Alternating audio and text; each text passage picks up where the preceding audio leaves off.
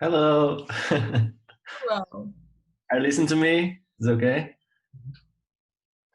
First of all, I want to say that thank you for all of you watching my movie. It's really grateful for me.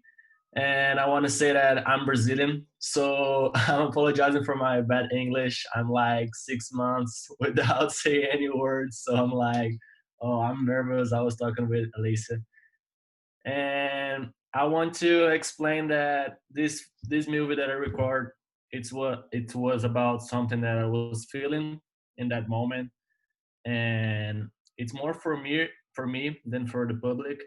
It's like my feelings and what about I'm feeling when I'm here in my city, what I'm thinking about and my dreams, my life story, and it's something that I made for me. And I want to say that I record just with my phone and with my friend Marcos. He was the character, and that's it. I can answer some questions. I don't know if you have some. That was all with your phone? Yeah, my smartphone, That's iPhone 7. What city are incredible. you in? Excuse me. What city are you in? I'm Blumenau, Santa Catarina, Brazil. Amazing. Well, I Did you want to edit on commend. your phone? Did you edit on your phone too? No, no, I had it in my notebook in In your what? Premiere. Oh, in Premiere. Yeah. Oh, very nice.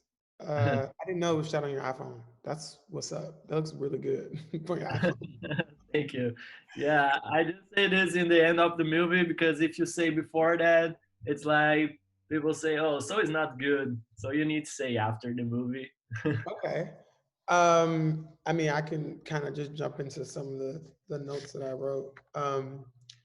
I well, I'm so happy that you could clear up some things for me.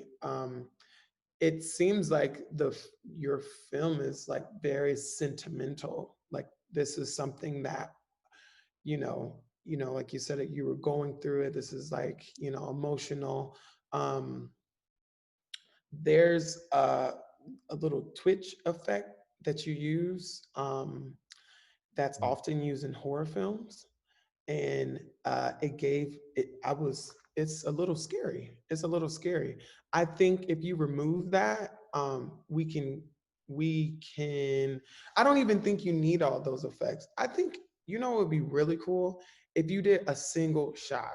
If you just did a single shot, one setup with your iPhone, I guess, and like even if you were, I don't know how you feel about being on camera, but even if it was like things, maybe there was no actors and just like things that remind you of home that, we see these, we just like go through a home when you're like an old home, your previous home, and we just like see these places where you used to, and maybe just like an audio voiceover, like conversations you have with your friends, your people that you were raised with, they're around, we hear them speaking and we hear something going on. I think I was just sorry, it's a siren. um but I really, one of the things that I thought was cool was the collection of videos. It's almost like a video diary in a sense. Um, and there's also a part where he's like laying down playing like a ukulele or something, like a very small guitar. And there's like a Ukulele. pedal.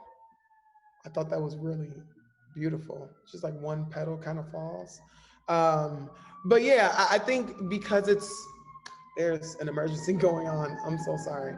But I think if you because it's so short and they're kind of quick, I get the feeling of like an urgency, or maybe that something is about to happen that's maybe kind of scary.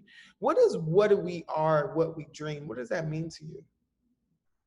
For me, like the movie, it's about three parts. So what we are is he remember who he is actually, and what we dream is about his feelings.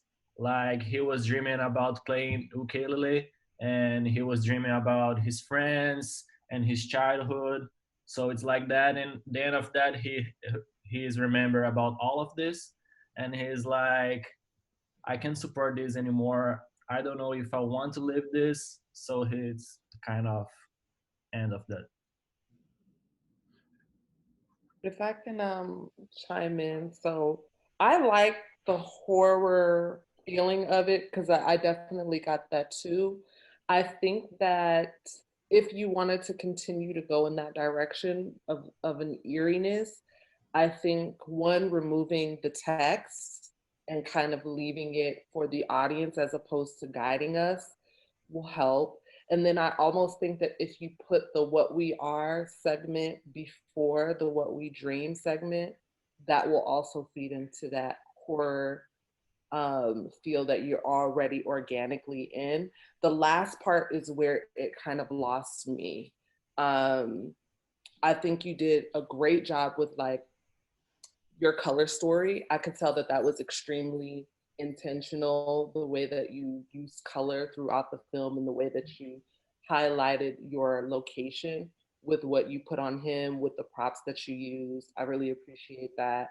I think again, just it really depends on what way you want to go. If you want to go that more sentimental route that doesn't have that horror feel, I think what Bridget says makes sense.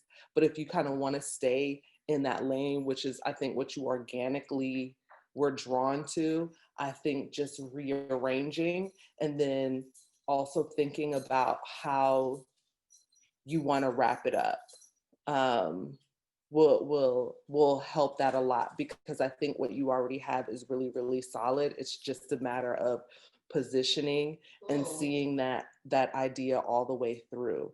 The sound design was fantastic. I really appreciated like being able to hear his feet shuffle. Just those little details really made it like a more visceral experience. And again, I think because you're already leaned into the horror genre, I would say if you want to continue to work on this, be more intentional about that and really like go all the way with it. Sorry. So come on. And yeah, that's all I'm gonna say about that. I'm going to reinforce some of the things my fellow jury has said. The production values are really quite high.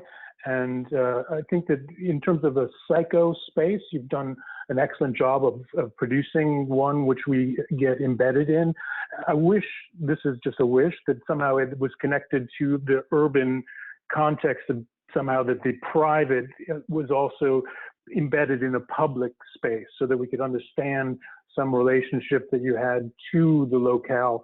But that's just a way of maybe broadening some of the impacts that are in producing this psychic condition that you're experiencing. That's just a little note.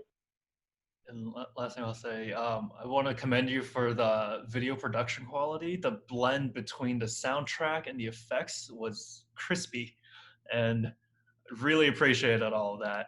And just to reinforce what my fellow jurors have said, I think the effects was super well done. And personally, for myself, I had a reading.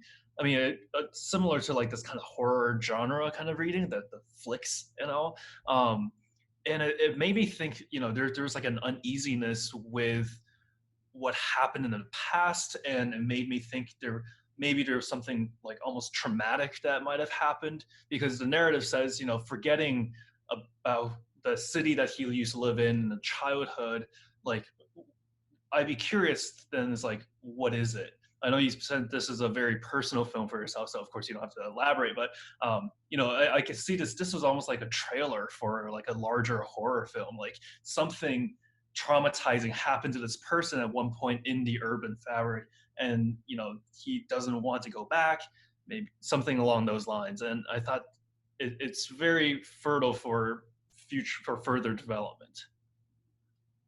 Yeah, like you said, it's hard for me to explain because it's something about myself that I was feeling in that moment.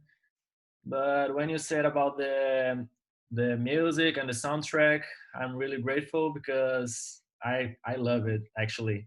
When the door is open and the feet is like touching the ground, I can feel that, when I'm seeing this, I can feel the texture about the floor, and I can feel the door opening. It's like I like it. Yeah, that opening door like hit me hard. I was like, oh, like it was very well done and it blended very nicely. So we really appreciate that.